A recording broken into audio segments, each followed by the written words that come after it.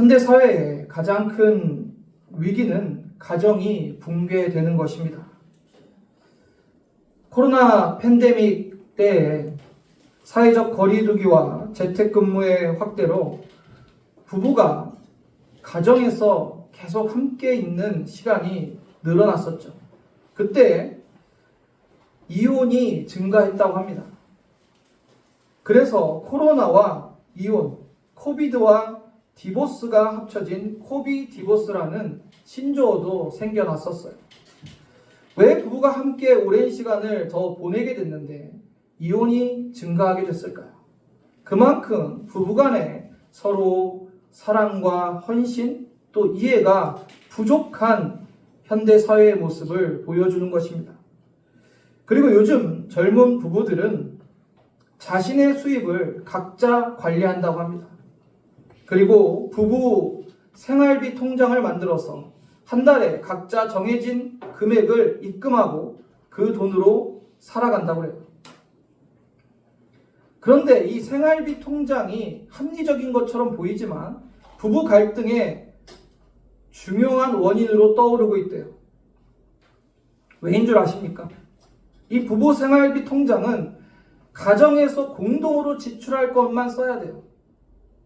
그래서 마트에 가서 시장을 볼 때 당연히 사용할 수 있겠죠. 근데 남편이 시장을 보다가 자기 면도기를 하나 집어넣었어요. 이건 공동의 지출입니까? 아니면 개인용품이에요? 개인용품이니까 아내가 뭐라고 하는 거예요. 당신 면도기는 당신 돈으로 사. 왜 우리 생활비 통장에서 지출을 해?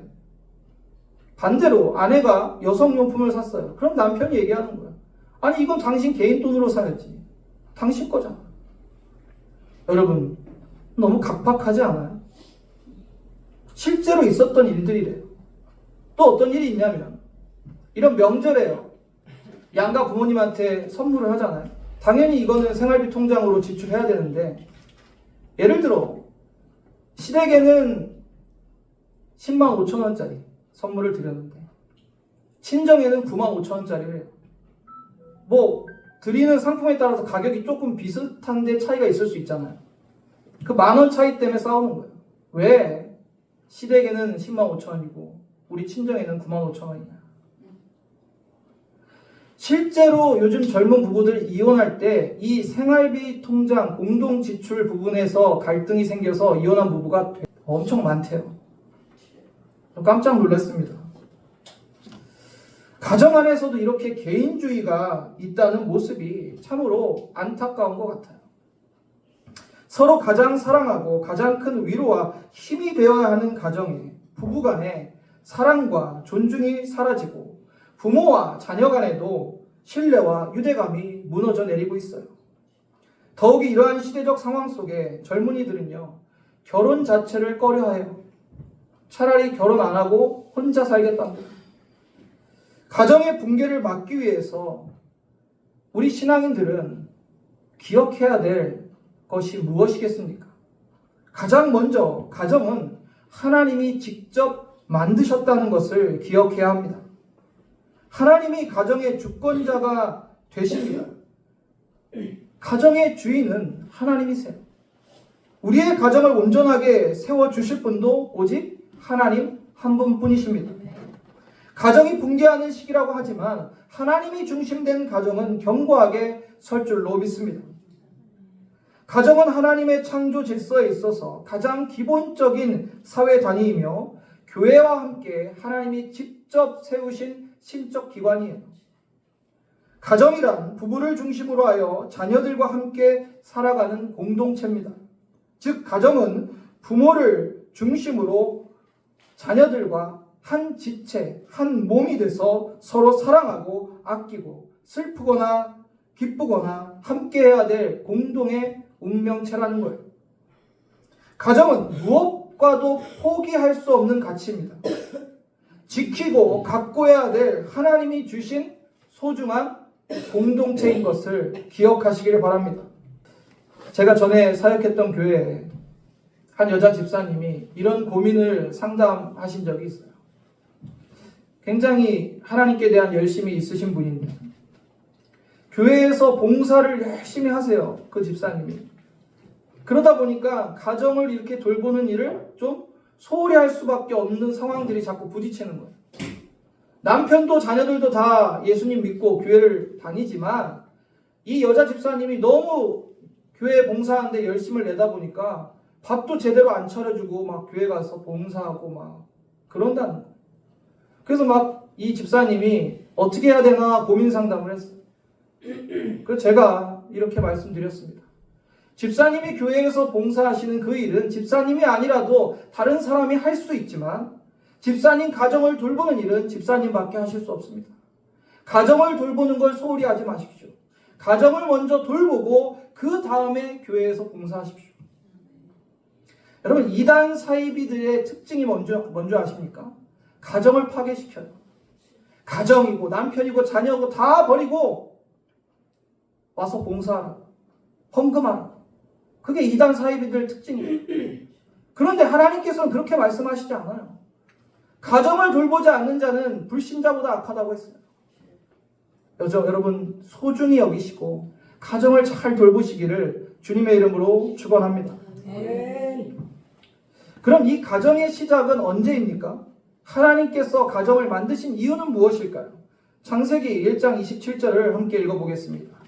시작. 하나님이 자기 형상 곧 하나님의 형상대로 사람을 창조하시되 남자와 여자를 창조하시고, 하나님께서는 창조의 마지막 순서로 남자와 여자를 창조하셨어요. 그리고 이 부부가 인류 최초의 가정입니다. 하나님께서 이 가정을 위해서 빛과 물, 동식물을 창조하시고 다스리며 돌보며 살아갈 수 있는 모든 환경을 만드셨어요. 단순히 한 사람만을 창조한 것이 아니라 이 세상을 창조하시면서 가정을 만드셨다는 거예요. 그 가정에 놀라운 축복을 허락하셨고 그리고 그 가정에 사명을 주셨습니다. 창세기 1장 28절을 보시면 하나님이 그들에게 복을 주시며 하나님이 그들에게 이르시되 생육하고 번성하여 땅에 충만하라. 땅을 정복하라. 바다의 물고기와 하늘의 새와 땅에 움직이는 모든 생물을 다스리라 하시니라. 아멘. 하나님께서는 남자와 여자를 하나님의 형상대로 창조하셨어요. 그리고 하나님께서는 사람에게 영을 주셔서 하나님과 소통하며 교제할 수 있게 하셨어요. 하나님께 유일하게 반응할 수 있는 존재가 바로 우리 인간입니다. 또한 하나님께서는 이들에게 복을 주십니다. 생육하고 번성하여 땅에 충만하라. 그리고 땅에 있는 모든 것을 다스리고 지배할 수 있는 특권을 주십니다. 그리고 하나님께서 아담을 만드시고 배필 하와를 주시고 가정을 세우신 거죠. 본문 18절을 보시면 이렇게 말씀합니다. 여호와 하나님이 이르시되 사람이 혼자 사는 것이 좋지 아니하니 내가 그를 위하여 돕는 배필을 지으리라 하시니라. 아멘. 요즘에 결혼도 안 한다고 하고 젊은이들이, 청년들이요, 애도 잘 안 낳는다고 합니다. 그런데 우리 그리스도인들은, 성도들은 절대 그렇게 해서는 안 돼요. 왜냐하면 하나님이 그렇게 말씀하셨어요. 어떻게 말씀하셨어요? 혼자 사는 것이 좋지 아니하다. 즉 남자와 여자가 결혼하여 가정을 이루라는 거죠. 그뿐이 아닙니다. 생육하고 번성하라고 했어요. 왜 애를 안 낳습니까? 하나님께서 생육하고 번성하라고 했는데. 그래서 어떤 목사님은 이 창세기 말씀을 가지고 청년들한테 계속 가르치신대요. 그랬더니 어떤 현상이 일어나는 줄 아세요? 결혼 안 하는 청년들이 없는 거예요. 다 결혼하고 기본 셋 이상씩 막 애를 낳는대요. 그럼 어떻게 돼요, 교회가? 자연히 부흥합니다. 하나님 말씀대로 하면 사실 한국 교회가 점점점 지금 성도들이 준다고 하잖아요. 하나님 말씀대로 하면 성도들이 늘어야 정상이에요. 그러니까 교회부터가 하나님 말씀대로 안 한다면 교회가 어떻게 부흥할 수 있겠어요? 교회는요, 하나님 말씀대로 갈 때 부흥하는 거예요. 괜히 무슨 뭐 프로그램, 뭐 시스템 이런 걸 갖춰야 교회가 부흥하는 게 아닙니다. 기도하라고 했는데 기도 안 하고, 말씀 묵상하라고 했는데 말씀 묵상 안 하고, 가정을 소중히 여기라고 했는데 가정 소중히 여기지 않고, 그러한 현상들이 교회 안에 있다 보면 하나님 말씀대로 가지 않는 거죠. 하나님께서는 인간과 모든 피조물을 창조하시고 특별히 아담이 혼자 있는 것이 좋지 않다 하시며 그 아담을 돕는 배필을 만들어주세요. 창조하십니다. 남자와 여자 한 몸을 이루어 부부가 되고 가정을 이루고 서로 보완하는 존재가 되는 것입니다. 돕는 배필의 원어는 에제르, 케네그도, 조력자, 반려자, 도움이라는 뜻이에요. 여자가 남자의 돕는 배필이라고 하여서 남성 우위론을 말씀하는 게 아니라 남자든 여자든 서로 돕고 보완하는 하나님의 성품을 이어받은 동등한 인격체라는 거죠. 남편분들에게 질문하고 싶습니다. 만약 지금의 아내가 없었다면, 내 삶을 혼자 살았다면 어떠하셨을 것 같아요? 잘 사셨을 것 같습니까? 저는요, 눈앞에 있는 양말도 잘 못 찾아요. 실제로 그래요. 그래서 항상 아내에게 양말 어디 있지? 뭐 물건 어디 있지? 물어봅니다. 그러면 제가 봤을 때는 없는데 아내가 보면 바로 있어요. 찾아내요. 남편과 아내가 서로 보완하고 서로 조력이 되고 서로 돕는, 이것이 하나님이 원하시는 부부의 모습, 가정의 모습입니다. 그런데 하나님이 돕는 배필을 지으신 것은, 돕는다는 말은 단순히 생활에 필요한 것만 보완하는 차원을 넘어섭니다. 한 걸음 더 나아가서 한 남자와 한 여자가 인격적으로 합치를 이루고 가정은 가족 구성원 전체가 교제를 통해서 인격의 성숙과 보완을 이루는 곳입니다. 오늘 본문 21절, 22절을 보면 여호와 하나님이 아담을 깊이 잠들게 하시니 잠들매 그가 각 갈빗대 하나를 취하고 살로 대신 채우시고 여호와 하나님이 아담에게서 취하신 그 갈빗대로 여자를 만드시고 그를 아담에게로 이끌어 오시니.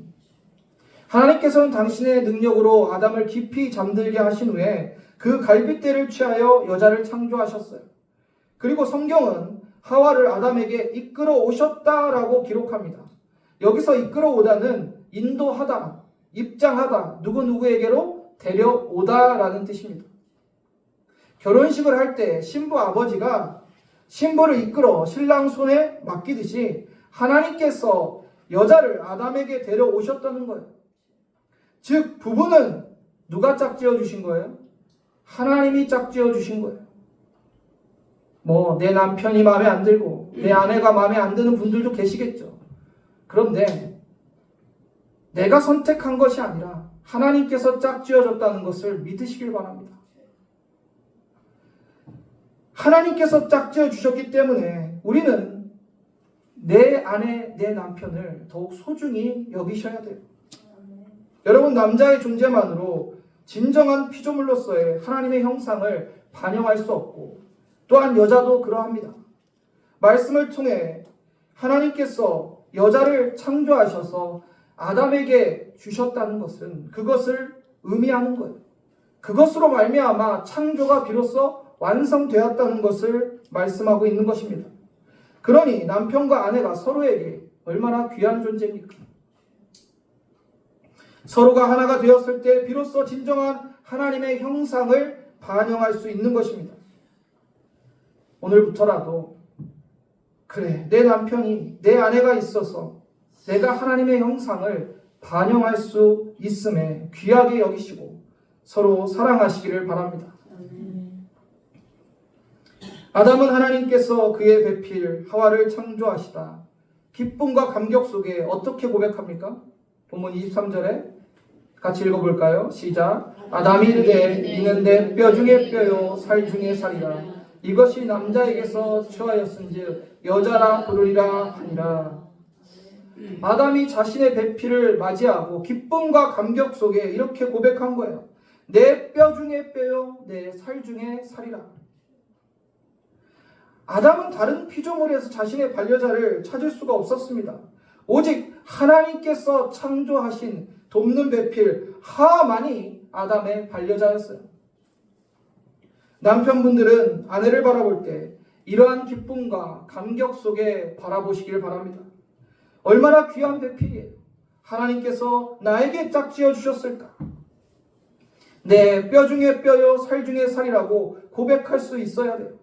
그리고 하나님께서 서로를 배필로 만나게 하시고 부부가 되어 가정을 이루게 하셨음을 기억하시기를 바랍니다. 본문 24절에 이렇게 말씀합니다. 이러므로 남자가 부모를 떠나 그의 아내와 합하여 둘이 한 몸을 이룰지로다.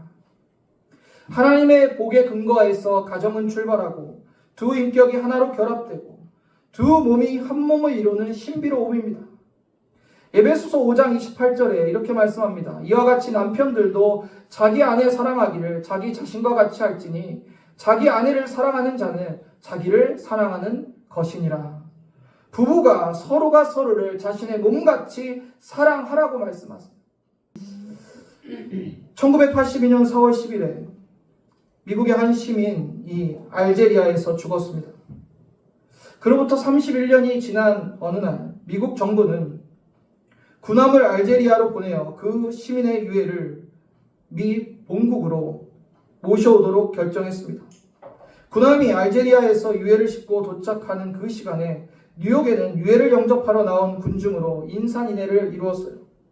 유해가 운반되어질 때 군함대가 애국가를 울려 퍼뜨리고 조기를 나부끼고 시가지를 뚫고 대통령과 고위 관리들이 모자를 벗고 고개를 숙여 애도의 뜻을 표했습니다. 도대체 그 유해의 주인공이 누구였기에 이러한 성대한 환영을 받았을까요? 그는 전쟁터에서 큰 공을 세운 용사도 아니었고 노벨상을 탄 대단한 위인도 아니었습니다. 그리고 정치가도 아니었어요. 그가 누구였기에 이러한 많은 사람의 애도를 한 몸에 받았을까요? 그는 바로 많은 사람들의 심금을 울린 노래인 홈 스위트 홈, 즐거운 나의 집의 작사가 존 하워드 페닌이었어요. 가정의 소중함과 포근함을 노래한 그 노래가 많은 사람들의 심금을 울렸기에 그러한 환영을, 애도를 받게 된 것입니다. 하나님이 이 세상에 세우신 두 기관, 첫 번째가 가정입니다. 두 번째가 교회입니다. 가정이야말로 이 세상에서 가장 축복된 곳이며 우리가 살고 있는 이 땅의 작은 천국이 되어야 될 것입니다. 우리는 하나님께서 첫사람 아담의 그 가정을 세우신 목적을 생각하고 올바른 가정관을 정립해야 합니다. 가정은 하나님께서 만드시고 인도하시고 거룩하게 하신 아름다운 공동체예요. 사랑하는 성도님들, 하나님이 만드신 가정, 그 가정을 소중히 생각하며 가정의 주인 되시며 가정을 통해 축복하시며 역사를 이루어 가시는 하나님을 믿는 저와 여러분 되기를 주님의 이름으로 축원합니다.